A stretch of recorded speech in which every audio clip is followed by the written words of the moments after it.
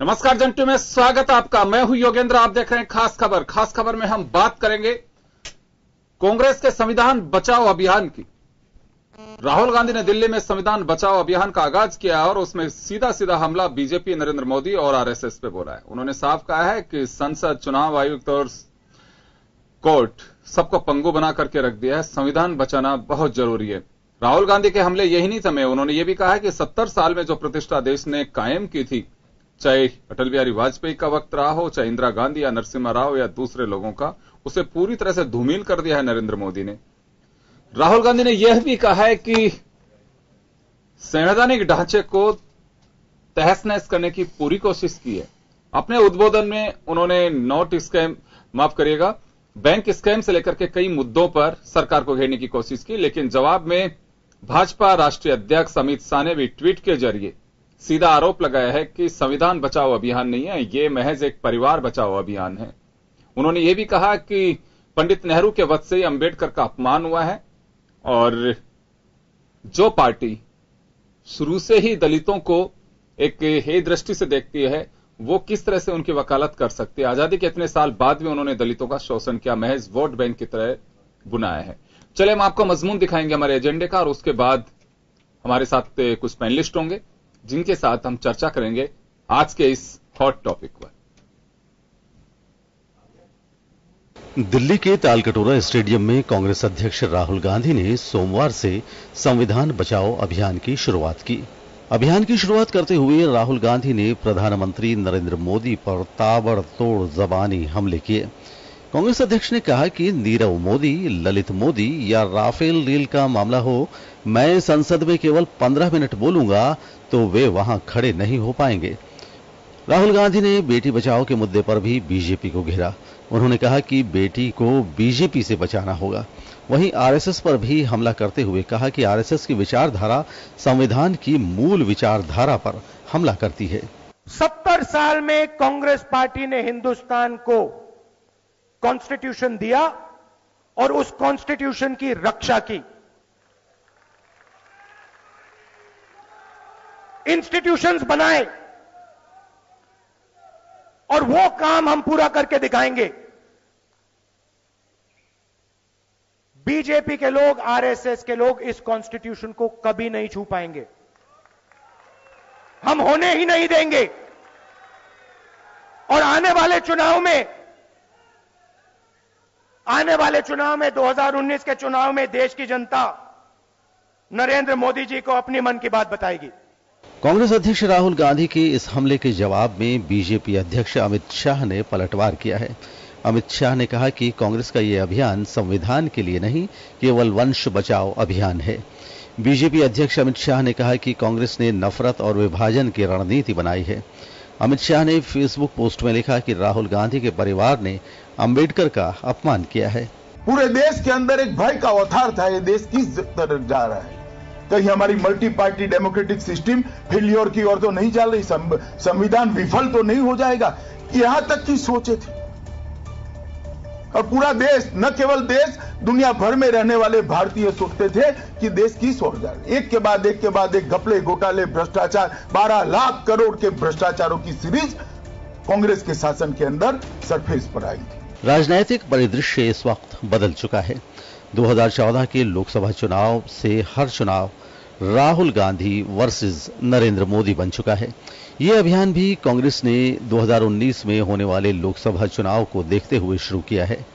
कांग्रेस दलित कानून में बदलाव को लेकर आक्रोशित दलित समुदाय को अपने पक्ष में करना चाहती है। अब सवाल यह है कि क्या कांग्रेस इस अभियान से दलित समुदाय को अपने पक्ष में कर पाएगी? ब्यूरो रिपोर्ट, जन टीवी न्यूज। तो आपने देखा पूरा मजमून। संविधान बचाओ अभियान कांग्रेस शुरू कर रही है, लेकिन पूरी तरह से अगर इस पे हम गौर फरमाएं तो दोनों ही तरफ से, भाजपा और चाहे कांग्रेस, दलितों को साधने की पूरी कोशिश की गई है। चले हम चर्चा करेंगे और हमारे साथ कांग्रेस के वरिष्ठ नेता रामनाथ मीना जी हैं, भाजपा नेता डॉक्टर दीपक भाकर हमारे साथ में हैं और वरिष्ठ पत्रकार और समीक्षक श्याम शर्मा जी हमारे साथ जुड़ेंगे। आप सभी का स्वागत है। आपसे मैं जानना चाहूंगा मीना साहब कि संविधान को ऐसा क्या हुआ या हमारे जो लोकतंत्र है उसको ऐसा क्या खतरा है कि जिसकी वजह से कांग्रेस को पूरे एक आंदोलन, एक अभियान छेड़ना पड़ रहा है? राहुल गांधी आगाज कर रहे हैं उसका। देखिए, मैं प्रश्न कांग्रेस या बीजेपी का नहीं है, प्रश्न देश का है। हमारा देश कुछ बंदिशों से बंधा हुआ है और मुख्यतः जो संविधान है वो अपने आप में स्वतः ही बहुत अच्छी बात है जो देश को रन कर रहा है। लेकिन आजकल जो कोर्ट फैसले दे रही है, डिसीजंस दे रही है, वो हर डिसीजन में संविधान में खामियां निकालती है, कानून में खामियां निकालती है। ऐसा कभी नहीं होता। पहले कभी कभी हुआ करता था जब राष्ट्रपति सुप्रीम कोर्ट से ऑर्डर मांगे। हाँ, तो हर डिसीजन में मर जाए जो ऑर्डर्स दे रहे हैं। एक में धीरे धीरे धीरे धीरे ऐसी स्थिति बनती जा रही है कोर्ट्स की जिसमें एक ग्रुप विशेष के जजेस जैसे आगे हो।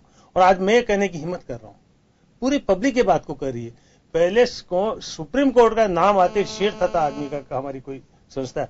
आज जजेज आरोप लगा रहे हैं कि हमारा सुप्रीम कोर्ट अपने रास्ते से भटक रहा है, अपने रास्ते पे नहीं चल रहा है, जिस तरह का माहौल बन रहा है। और देखिए 2 तारीख को तो जो कुछ हुआ, तो इसमें सरकार का क्या रोल है? सरकार ही सब कुछ कर सकती है। सरकार ही तो है जो हमारे देश की जनता बनाती। सुप्रीम कोर्ट को सरकार नहीं सुप्रीम कोर्ट को जनता नहीं बनाती, वो सरकार के माध्यम से बनते हैं।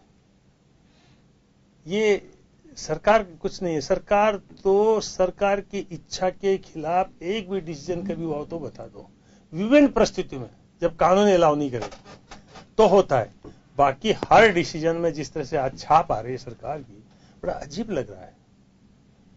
आज क्या कोई भी डिसीजन सरकार की इच्छा के खिलाफ हो रहा है? सरकार कहती क्या है, करती क्या है, बड़ा अजीब लग रहा है। जजेस क्या कहते हैं? आज मैं भाजपा की सांसद मथुरा वाली का स्टेटमेंट पढ़ रहा था कि तो क्या वो बन गई, प्रिपार्टी बन गई है रेप केसेस की। इस तरह की भाषा जब बोले हम पॉलिटिशियंस, क्या होगा? बड़ा अजीब लगता है। आज सुप्रीम कोर्ट में उनके कभी भी कोई भी वकील ये भाषा नहीं बोलता था जिस तरह की भाषा जजेस के सामने बोल रहे हैं। और जजेस की औकात नहीं हो रही है कि उनके खिलाफ कंटेम्प्ट ऑफ कोर्ट चलाए, क्योंकि सारी स्थिति साफ हो रही है। इसलिए सब कुछ छोड़ करके, अपना ईगो छोड़ करके, अपनी राह छोड़ करके या अपनी विचारधारा छोड़ करके देश के हित की बात सोचना चाहिए। और देश का जो भी रन कर रही सरकार और किसी भी पार्टी को, आज हमारे प्रधानमंत्री कोई माने ना माने, नरेंद्र मोदी जी का दायित्व तो बढ़ जाता है कि वो बिना किसी पूर्वाग्रह से ग्रसित होकर के देश को, संविधान को बचाने के लिए, इन पे कंट्रोल करने के लिए जनता से राय मांगे जी, और जनमत के आधार पर। चलिए, मैं आपके पास में आऊंगा। डॉक्टर दीपक वाकर, आपसे मुखातिब हूंगा। मैं जानना चाहूंगा कि कांग्रेस का सीधा सीधा हमला बीजेपी आरएसएस पे है, नरेंद्र मोदी पे है, और जो कुछ अल्फाज वहां कहे गए राहुल गांधी के माध्यम से, या कहूं कि सीधा हमला जो उन्होंने कहा है कि चाहे बेटी बचाओ बेटी पढ़ाओ अभियान की बात, तो रेपिस्ट की तरह बताया है उन्होंने भाजपा को। और संसद को काफी खतरा है आप लोगों से, सुप्रीम कोर्ट को आप काम नहीं करने दे रहे हैं। ये सीधे हमले हैं जो बीजेपी के ऊपर हैं। और उन्होंने ये भी कहा है कि 15 मिनट का वक्त अगर मुझे बोलने का मौका मिले संसद में तो मोदी साहब संसद छोड़ के चले जाएंगे। देखिए योगेंद्र जी, 1975 का एक काला अध्याय कोई नहीं भूला है। जिस समय संविधान को जिस तरह मान मर्यादा तोड़ दी गई थी, तो कांग्रेस जिसने 1975 में एक ब्लैक स्पॉट दिया भारतीय संविधान और आजादी के भारत देश को, वो अगर ऐसी बातें करे तो बड़ी हास्यास्पद लगती है, बड़ी मजाक लगती है। और जहां तक राहुल जी का सवाल है, इतनी बड़ी पार्टी के राष्ट्रीय अध्यक्ष हैं, उसमें अपना मजाक का पात्र बनते जाते हैं, उनकी बातें ही ऐसी होती। अब आप बताइए, वो बात एक ऐसा व्यक्ति जो खुद सांसद है, जिसको बोलने का अधिकार है, जिनकी पार्टी बिजनेस एडवाइजरी कमेटी के अंदर डिसाइड करती है कि किसको कितना समय अलॉट हो, वो कहता है मुझे 15 मिनट दिया जाए। जो पार्टी पूरी संसद से लेकर सड़क तक हंगामा कर दी है, फिर खुद ही बात करती है कि हमें बोलने का मौका दिया। अजी उन्हें किसने रोका? उन्होंने लोगों को रोका है, उन्होंने संसद का समय जाया किया, उन्होंने लोगों का बहुमूल्य समय नष्ट किया। तो उनके मुंह से ऐसी बातें थोड़ी ठीक नहीं लगती है। जहां तक वो रेप की बातें करते हैं, तो आप खुद बताइए, रेप देखिए एक सामाजिक बुराई है, अभी तक ऐसा मानना है। इसमें लॉ एंड ऑर्डर की बात नहीं। आप खुद कल्पना करिए कैसी घटना हो रही है। बाप बेटी से रेप कर रहा है, पति अपनी पत्नी को 5 लोगों के सामने पेश कर रहा है, भतीजी से चाचा ने रेप किया, भाई ने उससे किया।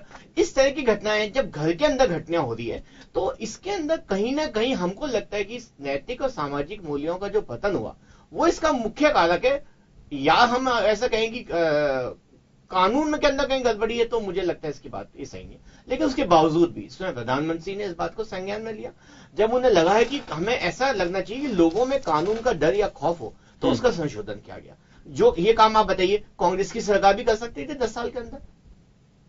हमारी सरकार ने आते फैसला लिया कि 12 साल और 16 साल के अंदर उसके बीच अगर 12 साल से कम उम्र की बच्ची के साथ अगर इस तरह की घटना होती है तो उसको बढ़ाकर के 10 साल 20 साल उसके बाद फांसी की सजा का प्रावधान किया है, ताकि एक डिटरेंट होए समाज के अंदर, लोगों को ये मैसेज जाए कि देखिए कठोर सजा का प्रावधान है, आप इसको हल्के से ले सकते हैं। तो हमने दोनों पहलू पे काम किए, सामाजिक स्तर पे भी और नए कानून लाने पे। तो जितने काम आप खुद कीजिए जो बहुत साल पहले हो सकते थे, हमारी सरकार तो करिए जो लोगों के अंदर दीपक जी, 16 दिसंबर 2012 की जो घटना दिल्ली रेप केस के नाम से जानी जाती है, उस घटना के बाद भी कानून को काफी सख्त करने की कोशिश की गई है। मैं अब जब, क्योंकि मुद्दा आज ये नहीं है चले, लेकिन आप कह भी सकते हैं कि जब राहुल गांधी जिक्र कर रहे हैं तो जवाब देना तो लाजमी है, यहाँ पे होना भी चाहिए। मैं आज ही के समाचार पत्र पढ़ रहा था तो उसमें 153 कंट्रीज का वो देखा था, हमसे आगे पाकिस्तान, बांग्लादेश, श्रीलंका, नेपाल, जो हमसे आगे हैं। इस मतलब हमारी जो पोजीशन है वो बहुत बॉटम में है। कहां जा रहे हैं हम, किस पोजीशन में? तो आज भी अगर स्थितियां ये हों कि हम महिलाओं की बेहतरी के लिए, सिक्योरिटी के लिए हम एकदम पैंदे में जा रहे हैं, तो एक सवाल खड़ा होता है यहाँ पे